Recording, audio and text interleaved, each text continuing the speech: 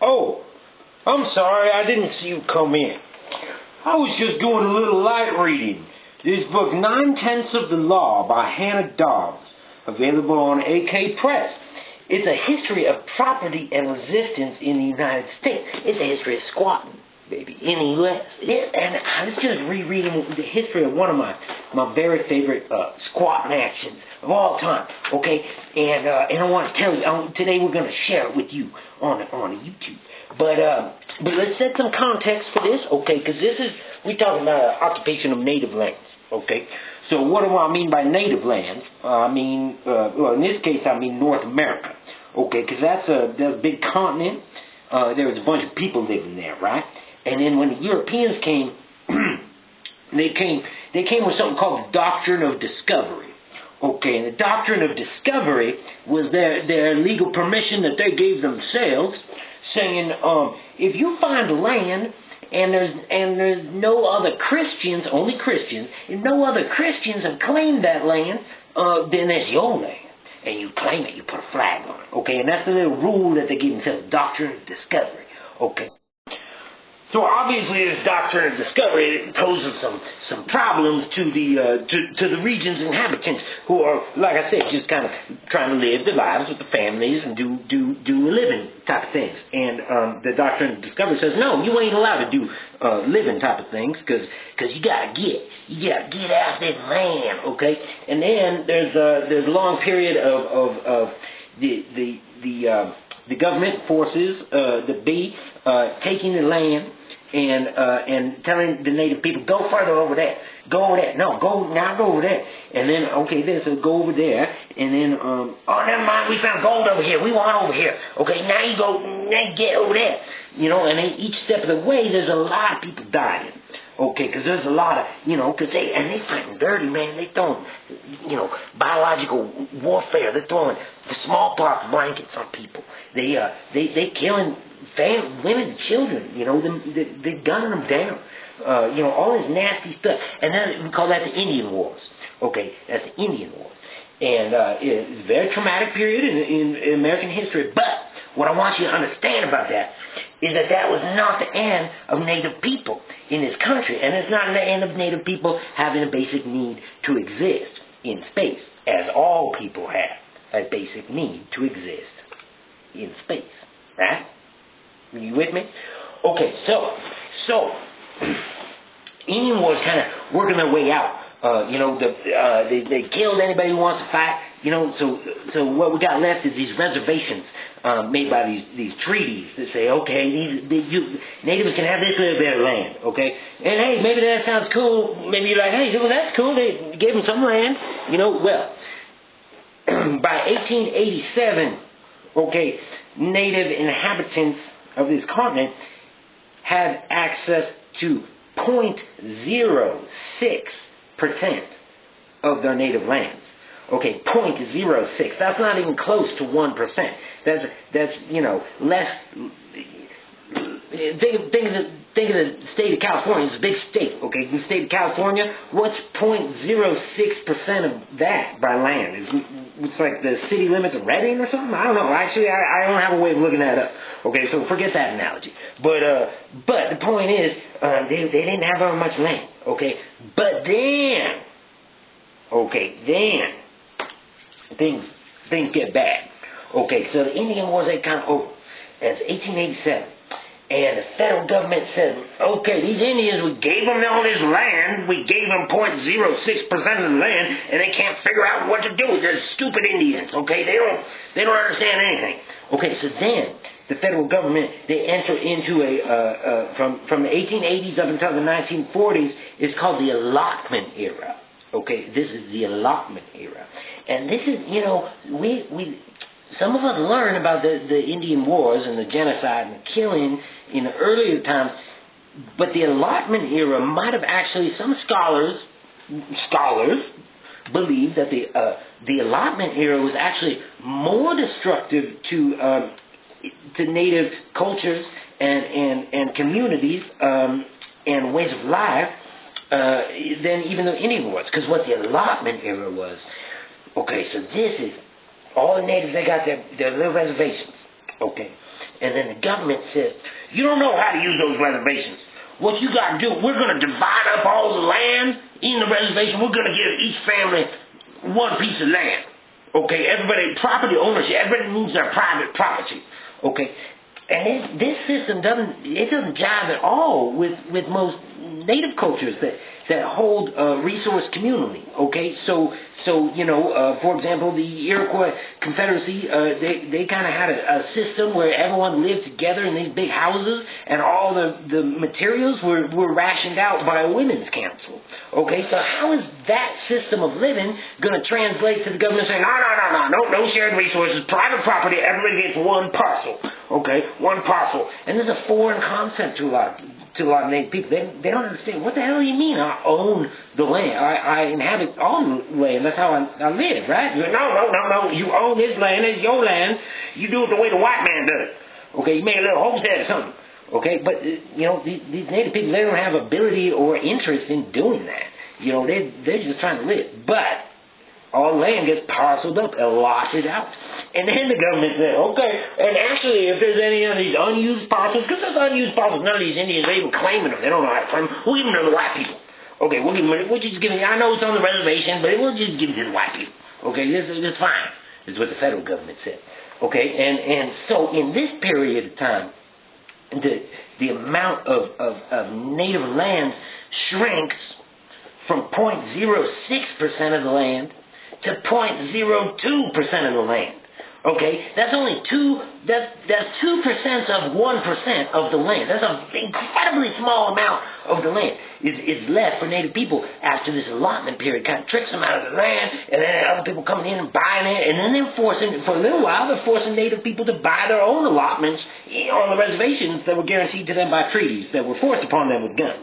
Okay, so that happened. Okay, so then what's the next period? What's the next period of life like for Native Americans in this country? Okay, so 1950s and 1960s, we go into a period with the federal government is what they call, this is what the federal government calls this period, the termination period. Okay, termination. That's the word that the federal government officially on the official line is termination. And they was officially saying, no, we're not trying to terminate the people. No, what we're terminating is the government's connections to these people, to these Indians. Because actually, we the U.S. government, all these people, okay, we took their land a long time ago, but that was a long time ago, and they haven't figured it out since. And they're all trying to get resources from us, and we got a bureau with Indian affairs, and we don't want to deal with any of that. So we're going to terminate. We're going to move towards termination. And the way they're saying that is, okay, if we want to terminate, we got to terminate the way of life. Okay, so they have this slogan.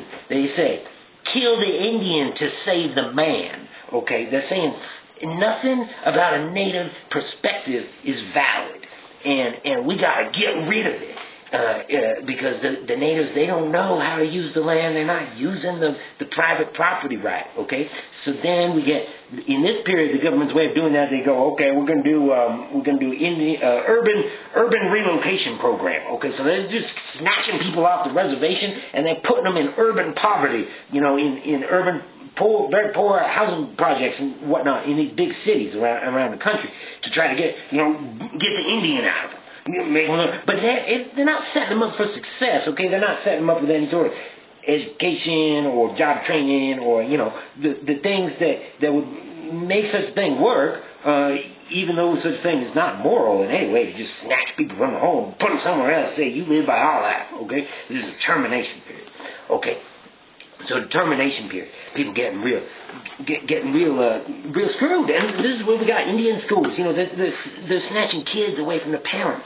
Okay, and they're saying you parents, you don't know how to raise these kids because you don't understand private property and you don't understand the ways of industrialization and civilization. Okay, so they snatching the kids, they put them in the horrible little schools that beat and neglect and I'm trying to just get them, just pound them into a system that they don't belong in, want to be in, deserve to be in. Okay, so that's what's going on, 1950s and 1960s, when our story begins. Okay, so now we come back to the squatting action that I was talking about earlier. This is what we were discussing in this book, 9 Tenths of the Law by Hannah Dodds, and Okay, so we're talking about Alcatraz. Okay, you know what I'm talking about? Alcatraz. So it used to be a big old prison island, right? Right there in the Bay of San Francisco. Okay, it's a big prison. It's a federal prison. Federal government owns this prison. Federal government, see, they like locking people up. Okay, they like putting them in prison. And they built this big prison there so everyone could see and say, oh man, that's a scary prison. I want to go into that prison. Okay, but then at some point, the government said, oh man, actually we don't kind of want people to know how many people we locking up. Maybe we don't want a high-profile Alcatraz prison. It's kind of got some bad reputation, so they closed it down. Okay, government closes Alcatraz Island. It's a big prison island, right? And then it's abandoned. It's abandoned. It's not totally abandoned. They got a lighthouse on it, okay? And they got a little like grounds crew just to kind of keep it all from deteriorating, because we all know a vacant structure will deteriorate, will fall apart if there's not people kind of upkeeping, right? And that's something we talk about a lot in squatting, because a lot of squatters are maintaining property value by being there. Okay, but that's a side point. The government actually hired, so they got a special bureau, a government bureau, and they're spending $100,000 a year just to maintain that little lighthouse. It's a little lighthouse, and to have some grounds crew just maintain Alcatraz. Okay, but so they're paying a lot of money to have this big abandoned building. Which is also an island, which is also a prison. Okay, so now 1964, okay, and there's a group of Sioux people, okay, and they're looking, these are native people, and they're looking back on their old treaty in which they lost all the land back in 1868, okay, and they look at the treaty and they're saying, hey, what's this clause here that says we can resettle any land no longer appropriated by the U.S. government? Okay, that was a little thing that was in the treaty. Said, yeah, okay, we took all your land, but they put a little caveat to say, if we don't use it anymore, I guess you can have it back, okay? So in 1964, this group of Sioux Indians is looking at this and saying, let's reappropriate some land. Let's resettle. So they go to Alcatraz, okay? They go to Alcatraz Island, and they occupy it, okay? So it's just a little group of people. And they come in 1964, they occupy the island. And they say, hey, this is ours. This is according to the treaty. We can have this back. You ain't using it. It's ours. Okay? So, the U.S. Marshal shows up, bang, arrests them all, and they weren't even there overnight. It was just a very short, so, oh, man, we all got popped. One of the things that I love about this story is sometimes our actions don't get felt immediately. I can imagine that when this group of Sioux gentlemen took over the Alcatraz for a couple of hours, and then they got all popped, and they thought, oh man, we failed. Okay, I don't know what they were thinking, but the U.S. Marshal took them away all handcuffed, and so they're probably thinking, oh man, that was a failure. Okay, we tried though, and then because the next year the government saying, okay, what are we going to do with Alcatraz Island? And they're trying to figure out, okay, are we going to turn it into a museum or da-da-da-da-da? And the same group there's one man in particular, Mr. McKenzie, he files an injunction with the U.S. government saying, no, according to this treaty, we can have this. Okay, and he's referring, no, the U.S. government says, hell no, yeah, okay, maybe it's in the treaty, but we ain't going to do it. When will we ever do that? So the government said, no, they throw out this injunction. They say, no, get out of here, McKenzie. Okay, but then, in 1969, so 4 years later, there's another group of people, and they are inspired by this action. And these are native people from all over, okay? And we got, Richard Oakes is one of them. He's a Mohawk Indian, okay? But there's people from all different tribes. And they form a group, and they call themselves the Indians of All Nations, okay? And they go back to Alcatraz, okay? 1969. They go back there. They take it over, okay? And they get popped. They get taken out. Okay, no, get out of here. Get them out, okay? But this inspires other people. So then they come back again. The same group of people, now they're getting larger group. They come back a second time. Okay. And the U.S. Marshal, no, my bad. Take them out of there. Okay. They come back a third time. Okay.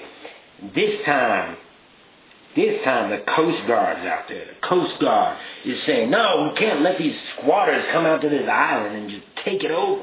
Okay, so they put a little blockade in the water. Okay, and they blockade, and they ain't letting the boats even get to Alcatraz. But one of the boats gets close enough. Richard Oakes and some of his buddies, they jump off the boat and they swim ashore on Alcatraz, okay? And they got guns and shit, okay? These guys, they mean business, okay? And they find there's a caretaker on the island. There's a guy in the lighthouse, you know, the $100,000 guy. And they find this is great. They find him and they say, look, we won't hurt you if you cooperate. In fact, if you cooperate with us, we're going to make you. This is our land now. This is not no longer federal government. Federal government, get out, but you can stay, Mr. Lighthouse man. You can be our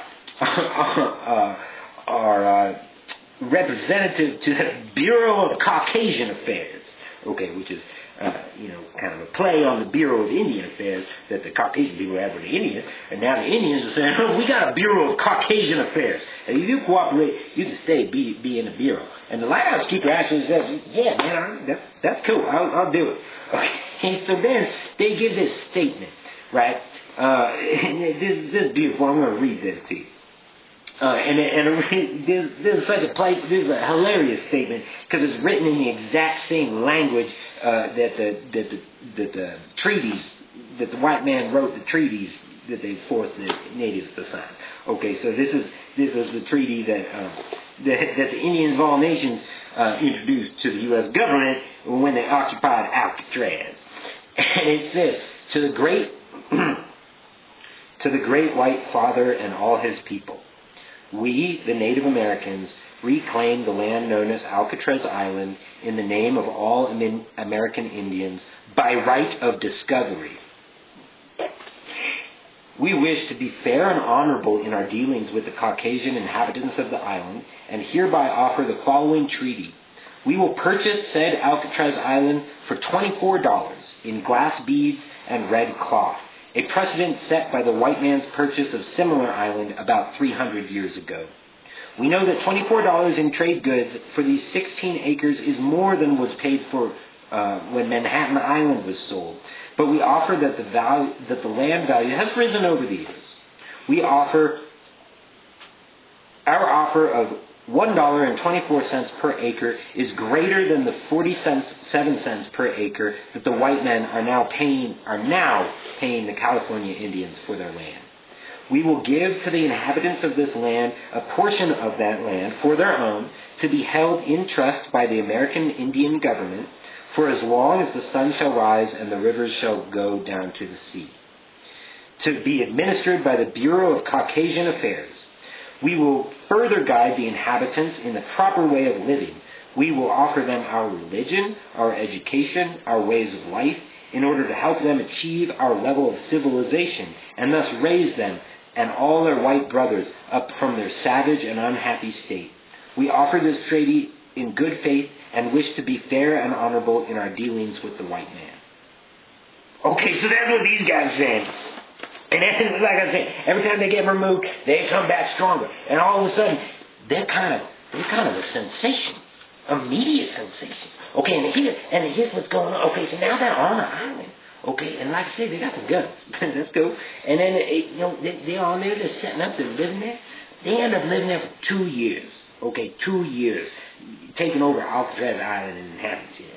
And one of the main reasons why is right after this happens is, okay, what's the government up to right now? The government, the federal government's got some problems, okay? It just got, this is like right after the My Lai massacre over there in Vietnam when it was very publicized that, the government just straight up massacred a village of people. That's some mud on your face, U.S. government. Oh, you want some more mud on your face, U.S. government? The Kent State shooting just happened. Okay, some protesters just got killed at Kent State, right? This is 1969. There's some stuff going on. Nixon is in there and he's saying, oh shit, I got all this going on. Oh shit, now there's Indians on Alcatraz Island, and they got some good publicity, these Indians, because for the first time, kind of the American public, the white public even, is resonating with this. Oh, wait a minute, yeah, it is all native land, and are these Indians stealing the land if it was theirs to begin with? And it kind of even says in their treaties that they can reclaim unclaimed land, and it's just an abandoned island, and the government's paying $100,000 a year. That's a lot of money in 1969. There's a lot of money in 2022 too, but in 1969, there's a hell of a lot of money, and that government's just paying to just have an abandoned island. Why don't we let the Indians have it? Is what a lot of people are saying. Okay, and all these, Creedence Clearwater Revival, okay, and the Grateful Dead, they're all throwing money at the Indians. Say, hey, yeah, give them the island, okay? So the government's kind of scared. They're like, oh shit, we can't go in there like invade and just rip them off. There's going to be bad publicity, and then there's going to be even more people coming back to occupy. So let's blockade them. Let's starve them out. Okay, do a little siege Alcatraz Island. But check it out, the Indians of all nations are smart as hell, and they're sneaky as hell. They're doing all these little tricks. They're hiding behind the other boats coming in, and then this is a good trick. They use this one a lot. They hide behind another boat, and they come in, and then they get close enough to the island, and they can throw a package on the island, throw some supplies on the island. And then the Coast Guard saying, hey, how the hell you get past us? They're chasing the boat, and they're trying to arrest them, and they chase them off. And when the Coast Guard chases them off, then the real supply drop comes in another boat. And then, whoop, just cruises up the docks, and loads everything, reloads, they're doing all day. They're lighting like explosions and firebombs on one side of the island, and the Coast Guard runs over there. Oh, what's happening with the explosions and firebombs? And then all of a sudden, they're getting supplies on the other side. So this blockade, this 1969, the military, the Coast Guard, they're not able to effectively blockade the island. So the people are still there, and they're just getting kind of more and more settled in. And they're saying, hey, we're starting a school on the island. And we started an American Indian Museum on the island. And at some point, the government, the U.S. government is really shaking in the pants, and they're saying, man, what we gotta actually negotiate with these savages, these Indians. It's 1969. I didn't think the U.S. government had to deal with Indians no more, but you do, because they squatting, baby. They squatting Alcatraz Island. They occupy the whole damn thing. And here, they get so much traction, so much support, broad-based, that the U.S. government actually has to come to the negotiating table, and they offer the Indians of all nations. They say, okay, how about this? How about we'll turn Alcatraz Island into a national park, and it will have a focus on Native history. Okay? But you got to get the fuck out, because this is not a place to squat. You are living outside of our city. We got to do things the way that we want to do things. Okay? We ain't going to let just the Indians come in here and do things. We'll make our own national park. How about that? Does that sound good? Indians of all nations? And the Indians of all nations says, hell no. No, that don't sound good at all. We're on the island, we're occupying it. What's the problem? I mean, this is our land now. Okay? So, but they're also a somewhat antagonistic group. Okay, so sometimes they shoot lighted bow and arrows at passing ferry boats. Only if ferry boats are kind of jeering at them, and they're causing a lot of mud on the face of the government. Okay, so then this occupation starts to have ramifications outside of it because of A, it shows strength, and B, it's the popular support that is being felt around the country for people occupying unused space, which is historically their own. Okay, so this starts to actually influence the way that policymakers and politicians are talking about Native Americans and Native American rights, okay? So in 1970, while this Alcatraz occupation is going on, wildly popular kind of in the country, President Nixon, he gets on TV, he makes a speech, and he repudiates the government's former interactions with Native people, okay? And this doesn't do very much to change the past or the present, but it's a show that he's trying to ride the coattails of, man, there's public support around Native people. But so part of that, he does do a little bit. Actually, it's not just a speech. He returns Taos Blue Lake in New Mexico to the Taos people, which they've been fighting for legally in the court system since 1906, since it was taken from them. Okay, and they've been getting nowhere. All these many tribes are suing the government around violations of their treaty, and none of them are getting anywhere. They're all getting tossed out, etc. Even though they do have legal case, but they don't got the money. They're Indians, okay? So get them out of here. Supreme Court for Indians. No, I don't think so. We in the termination, remember? Okay, but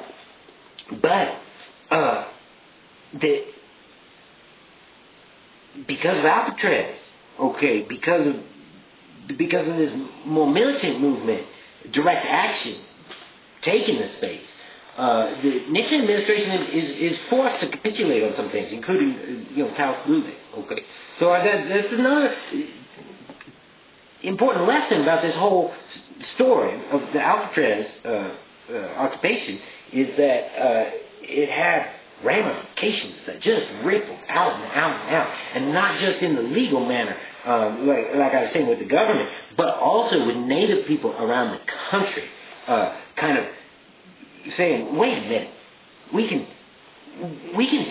actually use our physical bodies to take back this space. So in 1970 alone, 1 year, the Alcatraz occupation is still going on, but in 1 year, in 1970, the action inspired similar occupations or general protests at Fort Lawton in Washington, Fort Lewis in Washington, the BIA office in Denver, Ellis Island and the BIA office in Albany, Pyramid Lake, Nevada, Rattlesnake Island, California, Middleton, California, Stanley Island, New York, Belmont Harbor, Illinois, Lassen National Forest, Hiawatha National Forest, that's in Michigan, Tacoma, Washington, Mount Rushmore, okay, Bernie, California, the Badlands National Monument in South Dakota, Davis, California, Santa Rosa, California, Heldsburg, California, Waller Bridge, California, Plymouth, Massachusetts, and the Southwest Museum in Los Angeles. Okay, so that's just 1 year. All these people are saying, to hell with this, man. We've been trying in the courts for so long. We've been stripped from our families for so long. We've been in this urban relocation fucking thing, and my parents all got their land all robbed, chopped up with allotments. All this nonsense. There's something. Okay, but the government, they can't have this. Okay, there's too much, the people that are taking matters into their own hands, and they, the government, they don't want that. Okay, so right after Nixon kind of makes his speech, I'm sorry about how we treated the natives, okay, and then I'll give them this lake back that they probably legally should have anyway, well, that's all. Hey, we all cool now, right? Okay, so then he signs the thing, and then they come in with the U.S. Marshal and the Coast Guard, and they come in with like three big Coast Guard ships and a helicopter and 30 armed dudes, and they come in and they pow and they get everyone, okay, and they arrest. They take 6 men, and they take 4 women, and they take 5 children, okay, and it's well documented. They had guns to the kids' heads. They say, "No, get out. He's gonna get out now." Okay, so boom, they out of Alcatraz. So Alcatraz is over. But this kind of, now we're in 1971. This is ushering in a new era of the self-determination era of how the U.S. government is dealing with Native people, and this is also not a good era for Native people. Because so far, ever since the colonialization, I would say that we have not had a good era for the Native people. But this all through the 70s, we see an explosion of militant uprising by indigenous people. We got even this, the Richard Oakes, who was part of the Alcatraz movement, who was a very charismatic figure, and the media kind of pinned him as, this is the leader, but he was always very clear, no, I'm not a leader. We have no leaders here. This is a group movement. Indians of all nations. But he went he was doing some wild stuff, man. He set up a roadblock, a toll on a road. You know, he had a shotgun and he was stopping cars and saying, "Hey, this is Indian land. You got to pay toll to come through here." You know, the government did not like that at all. Yeah, and he's kind of throwing in the side of the government. Okay, this guy, and he's inspiring. You know, not him. His movement that he's part of is inspiring others, and the movement's getting bigger through the 70s and 80s, and we saw through and this comes up. Through modern time, okay. So recently we had the huge Standing Rock, you know, and I don't have time to get into that one right now, but that was a huge squatting action, basically by squatting, you know, by native people on their own land, in defense of earth, in defense of water, and tribal sovereignty,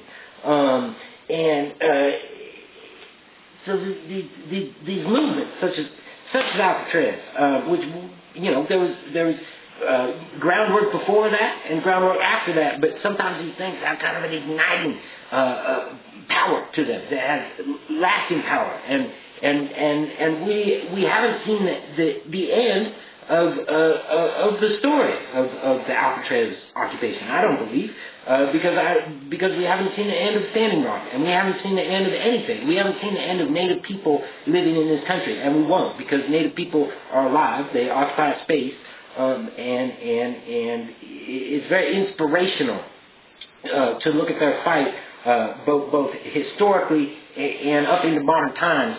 And you know, from our perspective, the way that they've used resistance to property ownership, resistance to land commodification as part of their struggle, not the whole struggle. You know, the Native people are struggling in so many different ways, as are many other non-Native people,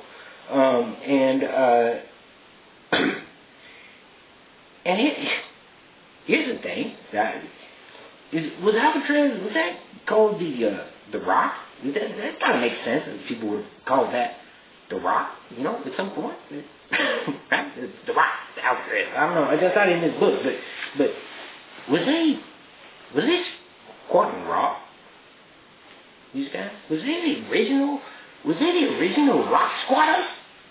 No, hell no, they wasn't the original rock squatters, because people have been squatting rocks longer than they've been non-squatting rocks. And squatting rocks is the original way to live, okay? And maybe Alcatraz is called the Rock, and maybe they squatted the rock, and that's cool. But either way, whatever you call it, they squatted Alcatraz for 2 years, very openly and notoriously, and they had tremendous ramifications. In many ways, that are still being felt. So that was cool.